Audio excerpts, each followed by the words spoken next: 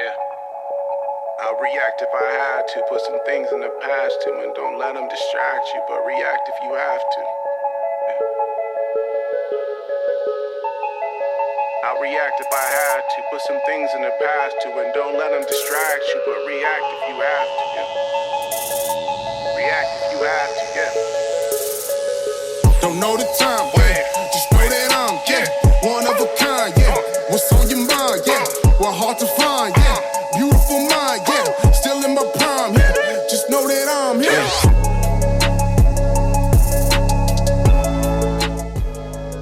What's up, everybody?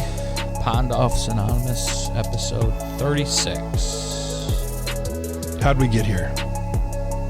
2-week break. Yeah. Thanks for the break. Little Labor Day action. Labor Day action, which was always a fun weekend. Well, it used to be. A lot. I don't know if I want to say it was a lot more fun. On paper, it was a lot more fun, mentally and right, physically, and yeah. It was a lot more fun when you could see people, by the way. I was going to say sexually. It was not as healthy of a holiday as it is now. But yeah. No, man, I'm glad we took a break for Labor Day and then last weekend I'll get to that. I was up to my elbows in some new things that Ashley and I got going on. So we'll talk about that. But how was your Labor Day, man? Did you hit it hard? No. Well, sort of. We hit it hard on the house. We spent our whole Labor Day weekend working on our stupid house. So, which actually it's not stupid. Our house is cool. You see the background. It's cool.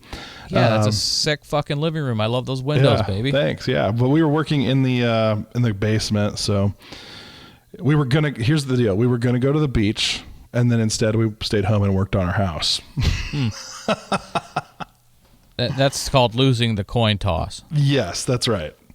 But we figure Brittany's pregnant. Everybody knows that by now. So we figured we need to get this project finished before the baby comes, just because if we don't, we'll never do it. So.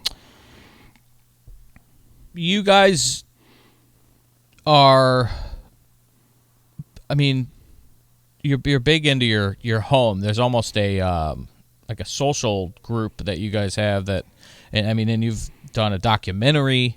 Mm-hmm. I think about the guy that designed.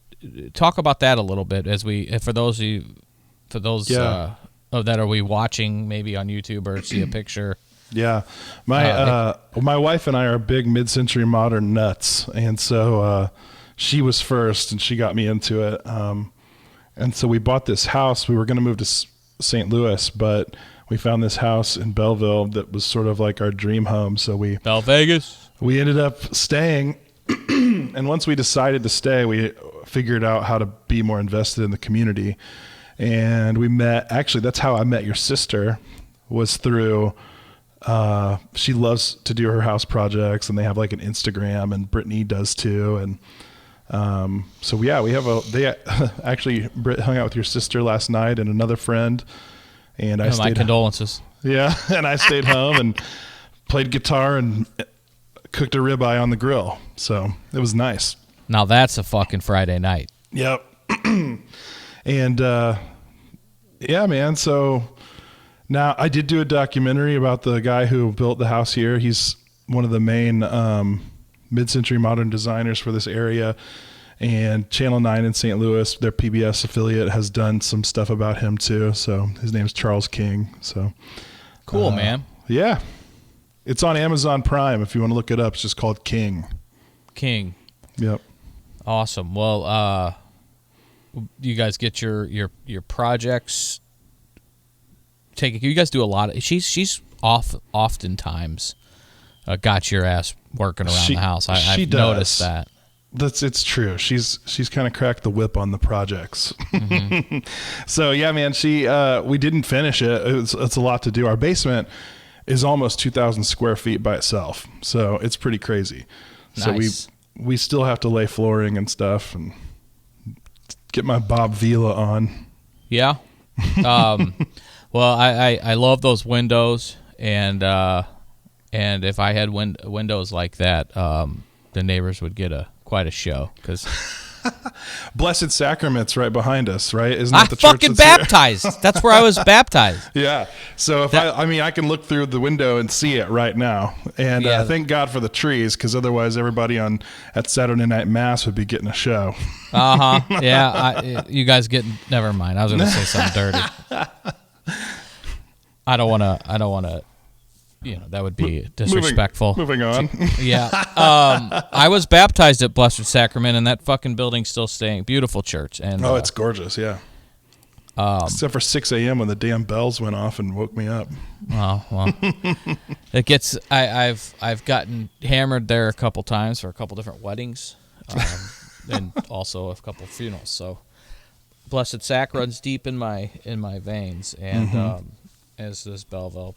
But cool, man. I'm not trying to quiz you about your house, but I love your home, and I like to hear you talk about it. And it's I know how much you and your wife are. You said mid-century modern nuts. So, Yeah. I'm quoting you. Little nutty.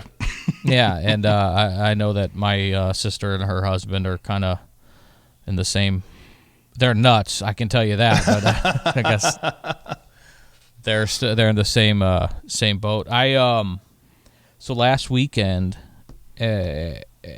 Ashley and I were really the last couple weekends we've been up to our eyeballs in fucking house hunting, and I don't know, something about last Saturday. It felt like it was the day, and we actually did. The market is fucking nuts right now, right? Yeah.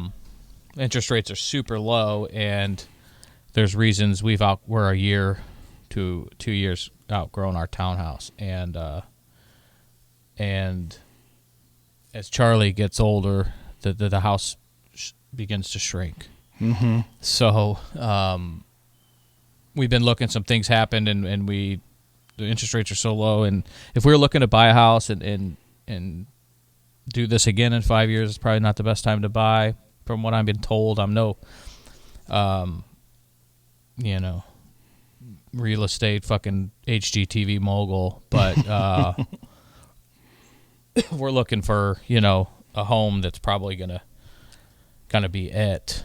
Maybe. Well, you never know. It's all up to the, as you and I both know, it's not necessarily all our plan, but That's right. Yeah. We're laying the tracks, and we'll see where God takes it from there. But Yeah. And moving back to Belleville, which is something obviously that was in my DNA and just every fiber of my being, not necessarily in my wife's DNA. Right. Yeah. Being from Southern Cal and a Midwest St. Louis transplant, her work's in the city here, and my business stuff is over here. Home base is over here. I'm in Illinois often, but it's not far. Webster's not far from Belleville. We found a house in Webster. We're in the process now of that whole deal, inspections and closing and all that shit. So we're just keeping our fingers crossed and see how it goes. But Nice. But it's a crazy. I haven't done it like this. House hunting, if you will. Really, in these last 2 months, you get fucking addicted to Zillow. It's like a porn addiction. You're scrolling through all these homes. It's a little invasive, but then you get to it, and you just, next thing you know, you're on Zillow for hours and hours each night. And Yeah. there's a couple other ones, but once we made the offer, on this house and it was accepted, you gotta, I mean, the play here is to get the fuck off Zillow. Like, you don't, Right. Yeah. you know, you don't pick your, your That's a girl, and then you're not supposed to at least pick your girl and then, go back to the fucking tavern and try to find a better one. I mean, that's, Yeah. You're staying on Tinder, still right. trying to swipe right. I'm so glad, as an aside, I'm so glad that I never had to do the Tinder thing. Oh, God. Yeah. That sounds awful. Yeah, it wasn't. I never did it. Some girls in my sisters, when I got sober, were like pushing me on the dating game, and I was like, no, I'm fucking getting my shit right. And they made a match thing for me. Oh, yeah. And it was so. I mean, it was just fucking. It's so not me. It's God bless the people that do it, but I think all I put. I mean, you write about yourself, right? Well, I'm a recovering alcoholic, just got out of rehab. Like, who the fuck's gonna swipe that one? You know what I mean?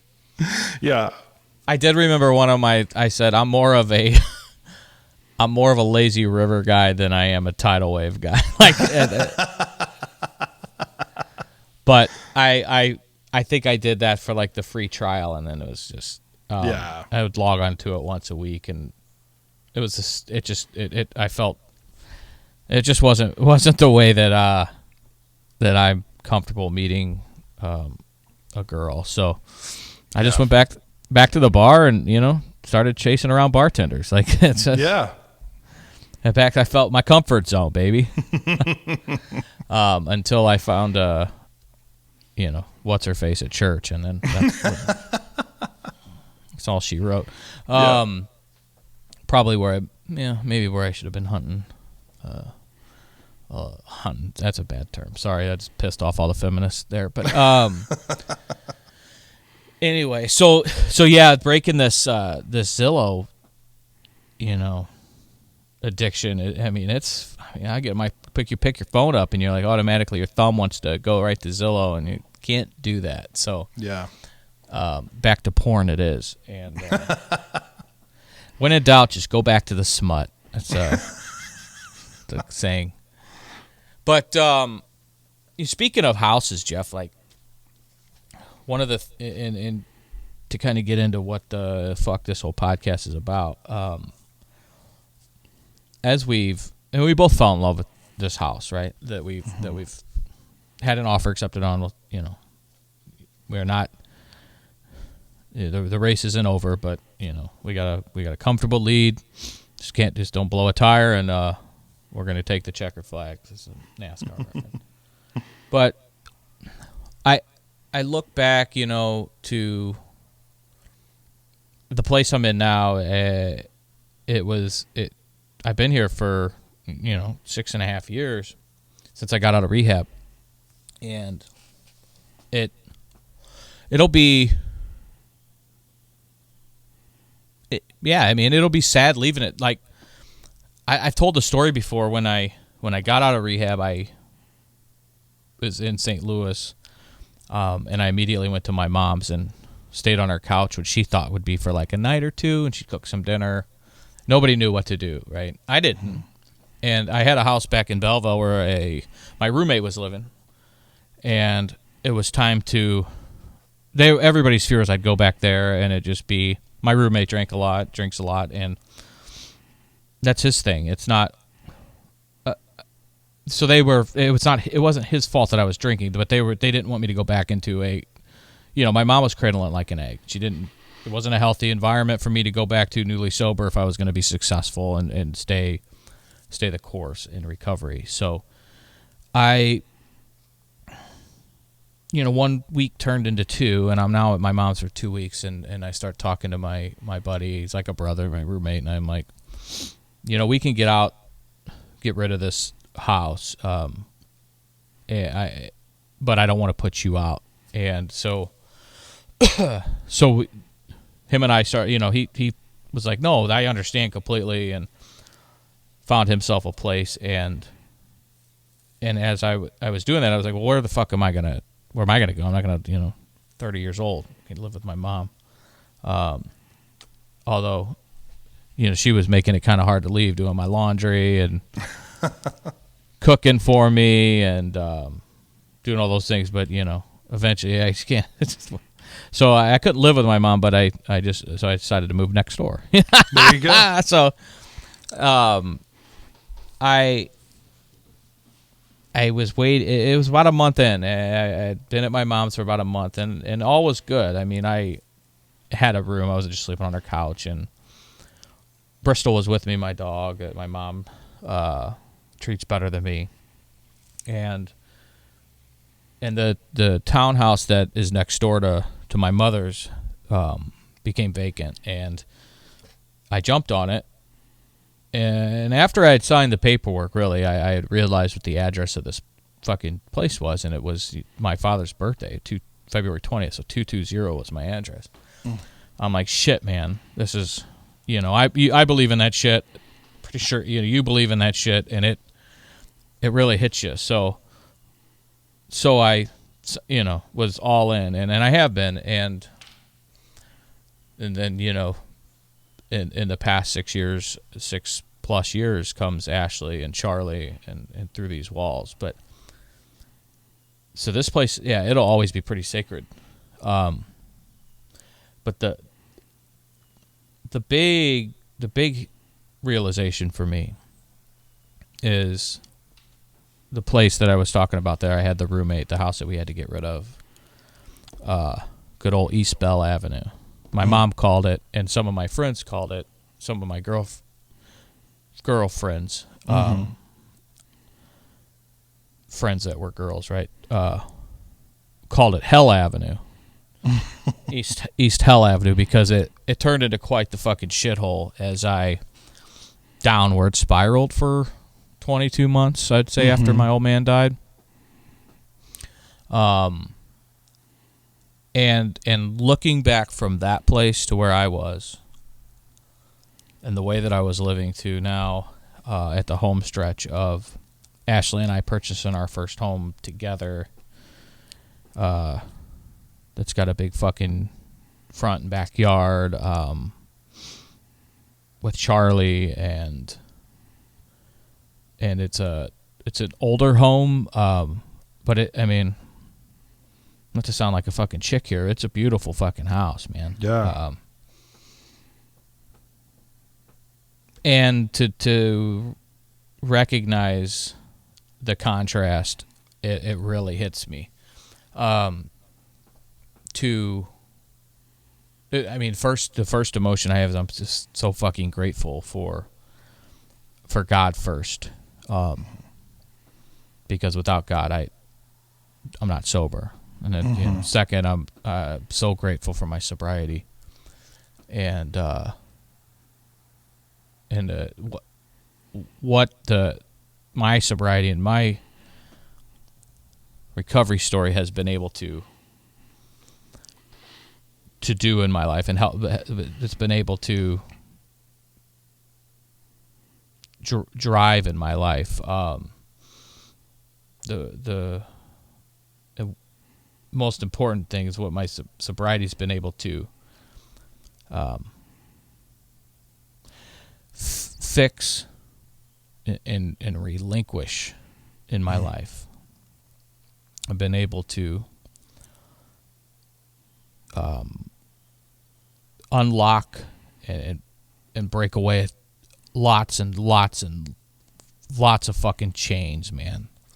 A chain of, like, if you picture me with 100 fucking balls and chains around my arms and legs of grief, of anger, of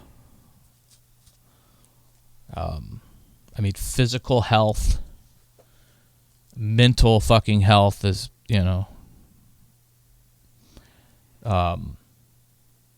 addiction, and when you just start. I just started, I was crawling when I first got out of rehab, and then I started walking. And you start my friends will make fun of me when I say running because they know my fat ass don't run anywhere. But I feel like I'm soaring, and it's I don't even like to say I'm so full of gratitude because it sounds like a fucking cliche, but I am fucking oozing gratitude, and it's a big deal for us. I used to, and anybody that is listening that's in recovery, or if you're a mother or friends and families of someone that's really really fucked up right now, the addiction comes first. So you start seeing the body go, the mental and physical health go, but you also start visibly seeing people their homes go, for me, to put it this way, you wouldn't, you drop some food on the floor or something, fucking 3-second rule, a little dirt. Right. Yeah. Yeah.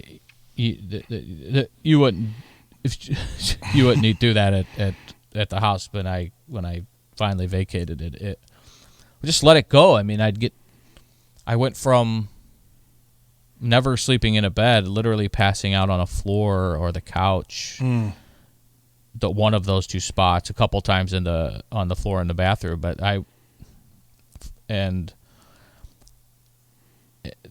just not, cleaning the house like normal people clean their house, and it literally started falling apart. Shit would break and you wouldn't fix it. I'd smash some windows and fucking tape them up. Punch holes in walls and doors and not give a fuck about fixing it. Were you renting this place? No, we owned. I was going to say, you were not getting your deposit back if you were renting that place. Yeah. Yep, that would have been an automatic. I wouldn't have figured that into the next place's budget. But man, it was there would be spilt. It smelled like a fucking ashtray. We'd all be smoking cigs in there and drinking. My mom always tells this story that when she picked Bristol up after I went to rehab, that she had to immediately take Bristol to get a bath because she smelled like a fucking tavern. Oh wow! Which I think they should bottle that shit up and sell it as fucking cologne, but not good old Kath. She said she smelled like a fucking ashtray, so she got her a bath and cleaned that up. But when I would bring, it's like when I got out of rehab and when I would go back to East Bell and get my clothes, get things I needed, I would bring them over to my mom's, and now that I was out of that environment, everything smelled like cigs and fucking whiskey, everything. So it was, you don't notice it when you're living in that. And we had an unfinished basement. As you can tell, I do this podcast from this unfinished basement now that I've made pretty livable.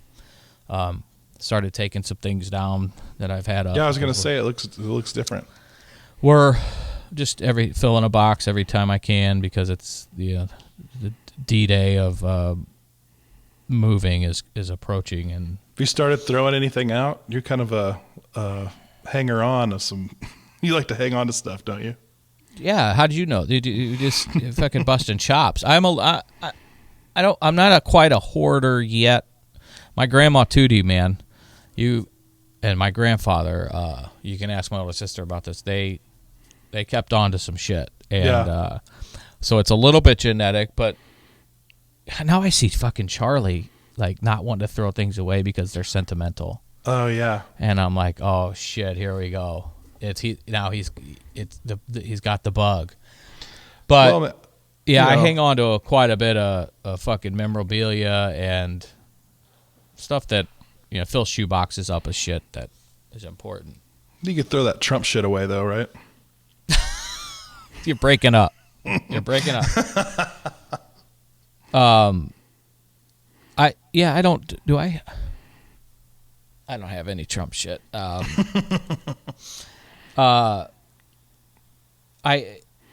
So this basement. You could keep it if you need to remember your mistakes in life. That's fine. See, I'm not even gonna take the bait because Good. I know that the country, especially the liberals are mourning. I lost a great leader yesterday, and she was a remarkable human being for sure. I could say that. And then, it's already turning into what's gonna happen, But I called my mom to my condolences, and she hung up on me. So no way.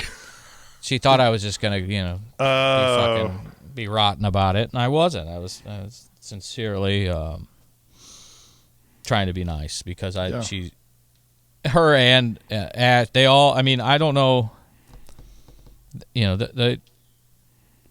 She's there. She was a fucking pioneer for them. So, talking about old Ruth Bader, if anybody is wondering who the fuck we're talking about. Notorious RBG. Our friend Stephanie, dog is named after her, and I had to do a wellness check on her ass last night. But tread lightly because she probably thought I was coming with some smart ass comment, and I wasn't. Sincerely, I'm not gonna fuck around with that. But anyway, not to derail the train here. Sorry, that was my fault. That's okay. That's okay. I made this basement livable. I got my office down here and all my fucking trinkets, as you can tell. But with the last basement at East Bell, me and some guys, turned it into quite the like barn tavern. We'd play cards and roll dice and get all fucked up in the basement. Sometimes I so fucked up that we'd, the drain that your washer drains into, we would start pissing. Yeah, we'd start fucking pissing in it. We didn't have a bathroom down there. We didn't want to walk upstairs every 30 minutes to take a piss during a card game. So, I mean, it was just bad. We'd pour bleach down it, but still, man, it's fucking nasty. My friend Sean, he plays in a band, and they kind of write joke songs, but they're like punk rock. And yeah. They've got one called "I Got So Drunk That I Pissed in the Sink." Yeah. That reminds me. Sure. It was bad. And by the time I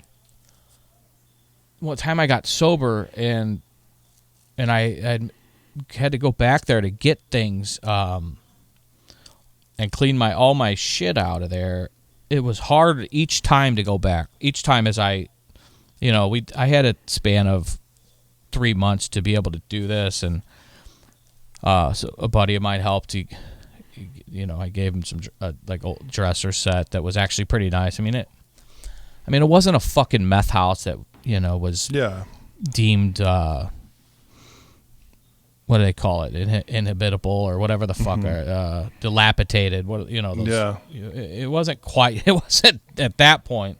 Although some of my girl friends would give me shit that maybe it should have been, but it was. It was on its last leg for two, pardon my buddy,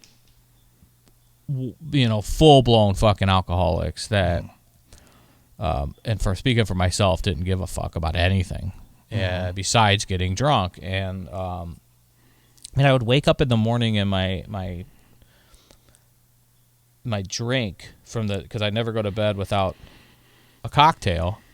My drink that was about half finished when I passed out, and then my ice would melt, so that it was full of a blend of whiskey and water, and whether it was diet soda or club soda, I'd throw 2 more ice cubes in it, and that would be my morning drink as I was like picking myself up off hair the of floor. the dog, huh? Yeah, and then I'd take a couple shots of Pedialyte, and I'd be be on the way. But when I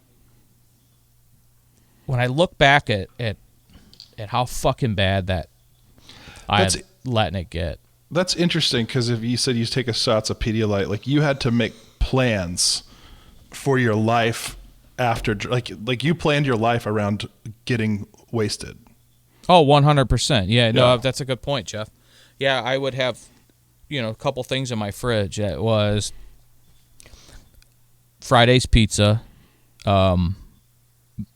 beer, because you never know if you needed a cold beer. Even though I was a whiskey drinker, there would always be some beer in the fridge. And then the big jugs of Pedialyte that you get at Walgreens in the fucking pediatric section. Mm-hmm. In fact, some of my friends still use it as a hangover cure, and I, fucking coined that. Yeah. There has been times I would make, like, after that whiskey, I'd finish that whiskey, I would pour a vodka and Pedialyte. Get the fuck out of here, right? That's crazy. And to your point about planning, I would never be in a position where I was going to wake up in the morning without alcohol. So it was, say, 5 o'clock. I've been drinking all day. I got a fifth left. Well, I would still want to run to the liquor store to get a backup one or another jug, just in case I really finished that thing off in the rest of the night after I'd been drinking all day. I mean, your brain plans. It's your whole focus. Yeah. Everything comes after it. And it's funny because as Ash and I were house hunting, not once did I look at a house and say, where's the nearest tavern? Right. There's 100% of my life 6.5 years ago was based around what tavern I could get to. Where's the closest tavern? What's your neighborhood tavern? Where's the liquor store? If I would drive and I'd go over to people's houses and I'd be like, oh, that's your home tavern. You can walk there if worst case scenario, or it's just a quick enough drive that you're not going to get busted. Yeah. Luckily in Belleville, most people have 2 or 3 neighborhood taverns, and Foley's. Yeah, right. It's funny you say bring up Foley's. That's my neighborhood tavern. I've had some fucking wild ass times at Foley's, man, and they're usually most of my best times at Foley's are at like 6 or 6:30 in the morning, coming home from the titty bars. Yeah, because you come up the hill and they were open for third shifters and early morning guys, and we'd come in after a all-nighter of a coked up fucking hooker binge and get a Bloody Mary at Foley's and hang out until it was I say time to go home. It was time to go home probably about 8 hours before that, but when you really needed to get out of the public eye. But Foley's is a great tavern. I hope I don't get them in trouble, but they have not seemed to notice that there's a pandemic. Most of the people that I used to drink with at Foley's are full-blown Irish fucking iron workers, buddy. Yeah. And the guys I know, they'll tell you they'll eat COVID they'll put a little COVID in their cocktail and yeah. They don't give a they don't give a fuck. So no. What are you gonna do? Exactly. It's just what it is. I take it you haven't. Have you ever been in Foley's? I've been in there at least once because I played a bunch of foosball in there. Nice. Yeah. It's the kind of place that, like, I don't really think they serve food, but there's always a crock pot of something. Mm-hmm. Absolutely. You know what I mean? You know those kind of taverns. Goddamn right I do. And it's when you're, I'm just thinking back to hanging out at the Office Lounge. I spent a lot of time at, and Crony and the girls there, every football have chili and Yep. corned beef on St. Pat's, or some people will just bring in dishes, and everybody eats the shit out of it, and it's great. It's not, something that if you don't, and I just being careful here that I've never, as far as I know, gotten sick from anything like that, but I can see some fucking people being like, I'm not touching that fucking chili that one-eyed Willie just brought in. It's an interesting thing, though, the more I think about it, and I've thought about it a lot, is like, in recovery, they mention the whole higher power thing. And I think for us, like Christian people, the idea of a higher power is really wrapped up in community. And so it's so funny how a tavern is sort of that way, right? I mean, they've got the community of people bringing it. It's basically a church potluck on those days. It's the same 100%. Kind of thing. And so it's so important once you're in recovery to find, and it's not nothing against those people, but you need new community, to maintain. I mean, that's the whole thing. Otherwise the loneliness is what kills you, right? It's a phenomenon that I've been trying to get bottle up, if you will, since I've been sober, because I still cherish and I mean deeply my community at Fridays. Yeah. And lifelong relationships. And I how much I cherish the community and the relationships I've made at the gathering. So right.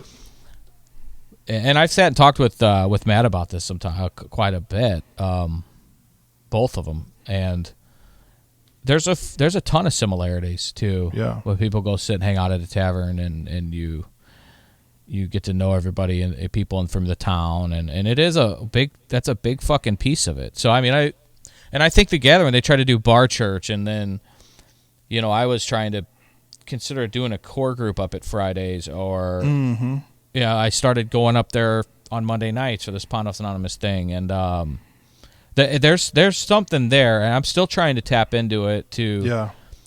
And not everybody that hangs out at a tavern all night is dying like I was. Right. So I'm not judging anybody that does that. Great. I was dying on the inside, and the people it was so bad that the people at the bar knew it.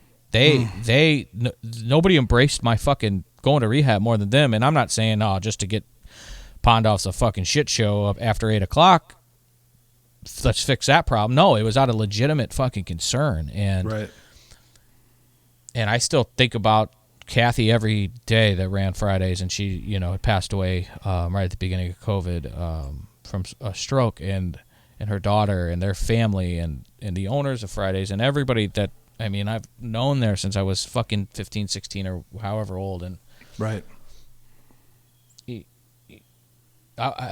Personally, I felt that way, like, maybe it's in me too. I felt that way every kid I've ever played ice hockey with since I was a fucking 6-year-old and up is part of that, a part of a community. There's guys that, I haven't seen in 15, 20 years, but we're friends on Facebook because we played hockey together as peewees, and I fucking go to war with these motherfuckers. And I feel like that about my family at Fridays and at Clint Hills and other places that we kind of made home. And I feel that way about this church.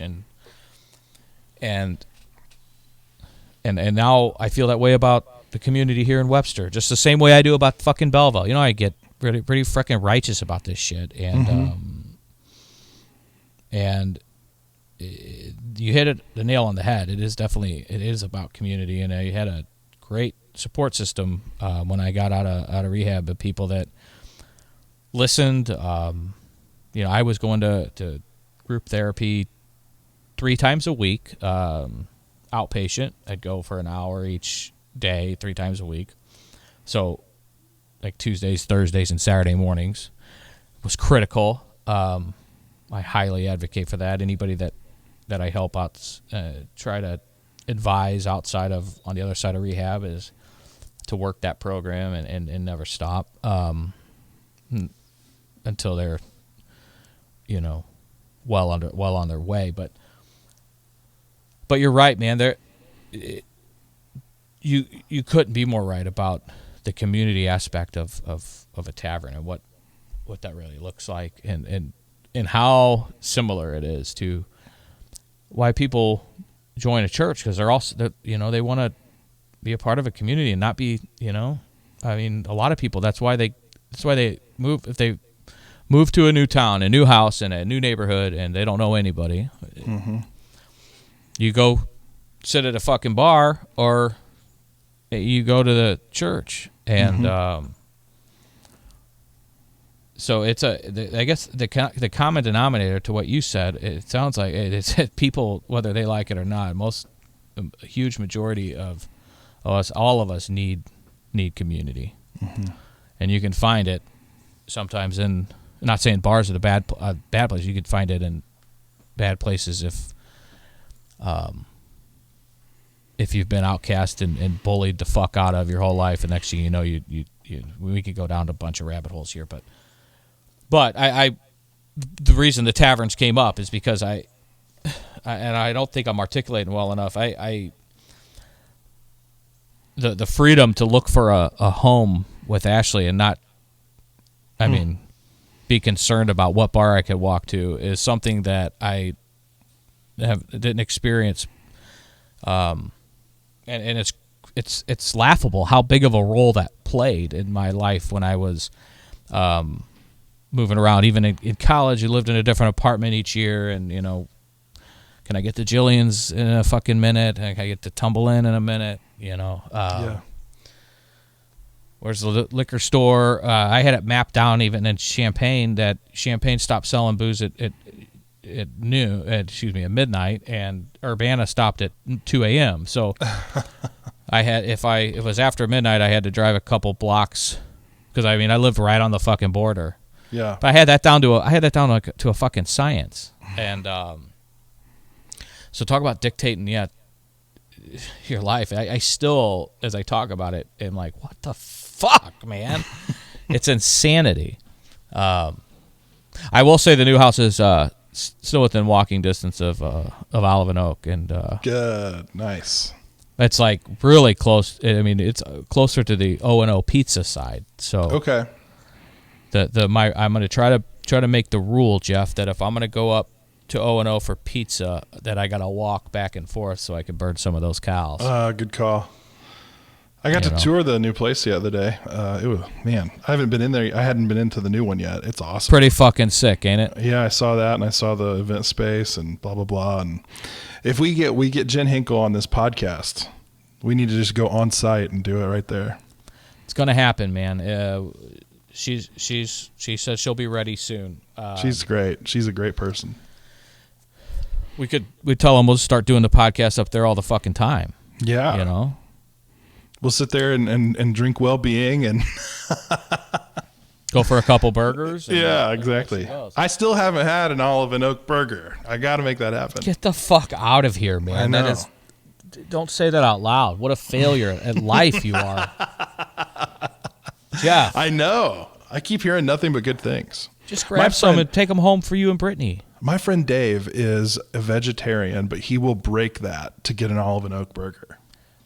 Mutual friend Dave? Dave Merrill. Do you know Dave? Yeah. He's a fucking vegetarian. Yeah, but he'll eat an Olive and Oak burger. That changes everything. Well, it does say how good of a burger that is. Anyway, that's true. Absolutely. I keep leading us off the wrong path here. No, it's good. It's good. It's good to be back. Good to talk with you. I love catching up with you on the podcast. And the goal here today was to get back in the saddle, and we had a 2-week break, and I literally was feeling all that as I was house hunting, and I wanted to try, as unprofessional as I am at doing this, I wanted to try to articulate the contrast in a lifestyle that I have experienced, and from the top of the mountain, tell each and every one of you that are struggling that it's fucking possible. And it's not just an alcoholism thing. It can be an addiction to something else. It could be, mental health. It could be fucking self-loathing. There's all kinds of shit that can change when you don't think it will change, and that's what I wanted to hammer on today, as far as if you want to call it, the meat of the podcast, or to talk business, if you will. But I mean it, and I just love to fucking sit here and bullshit with you, and and I keep getting feedback that people are listening, and I don't mean just listening. I mean listening, like getting their loved ones into rehab, and that's still happening. And new people are hearing our message that hope's out there, and they're reaching out and they're getting help. And I know I owe it to God to continue on this fucking mission. And those are just the people we know about and that we actually see. So we'll try to do this, keep on it. Every we've been rocking them out on Saturday mornings, until we can get back together in the same room. I know we're playing it safe. Sooner than later. Longer. Sooner than later. Yeah. Hey, Well, I got to give a shout out real quick before we go. Please. My friend Laura, who listens to the podcast, asked me, "Hey, where's the show been? I hope you're not done." I'm like, "No, we're not done."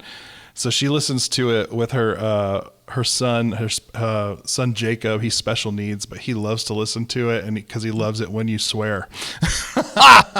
That's just fucking great. Well, Jacob, yeah. God fucking bless you, brother.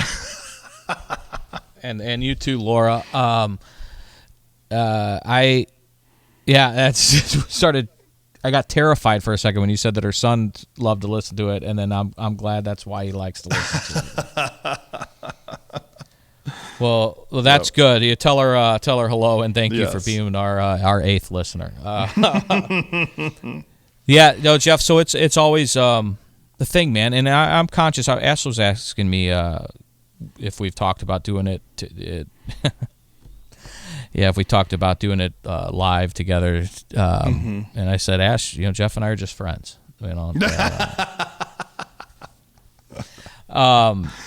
I said, well, we have, and we will whenever the time is right. Right now, this works. You have a 6-month pregnant wife, and that changes things. So, she's the fucking boss. We know that. So, and you can tell her I said that.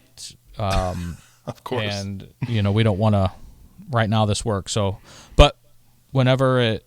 Hopefully sooner than later, like you said, right? Yeah. Yep. And I bet, now that you say it, I mean, where we were doing it at the church, where in the recording studio, was great. Yep. But I still want to go and do a show at Fridays and at Olive and Oak, and let's get out and have people on there, and it'd be a lot of fucking fun. And we'll go on a tavern tour of with a recovery podcast. You know what? We don't owe sponsors anything. We don't owe anybody shit. So we can do whatever the fuck we want. Yep. All right. So Country Rock Cabaret Titty Bar, here we come. Next Saturday morning, 10 a.m. We'll get the guys stumbling out. It's good. Good seeing you and chatting with you and doing this again after a 2-week hiatus. Sorry if people were, I still don't believe it, but regularly listening enough to know that we took a break. I did get one text like, "Hey, where the fuck's the show this week?" I go, I sent him, anyway. So, so good stuff, brother. I want everyone to know that we ain't going nowhere, and if you're really fucking hurting, that you're literally or figuratively dwelling in a shithole right now, that it's only temporary, that you can get out of it, and and it is not your final place. So with that, everyone have a great week, and I'm excited to be back, and reach out if you need anything. As always, let us pray. Amen. If you're struggling or know someone that is, please have them check out our podcast and reach out to Chris or me. We want to listen, and we're super eager to help. Pondoff's Anonymous is Chris Pondoff and produced by me, Jeff Allen. Our music is Anti-Hero by McCall and Gentle Waters by Wild Wonder. For more information, visit pondoffsanonymous.com. Find us on Facebook and Instagram.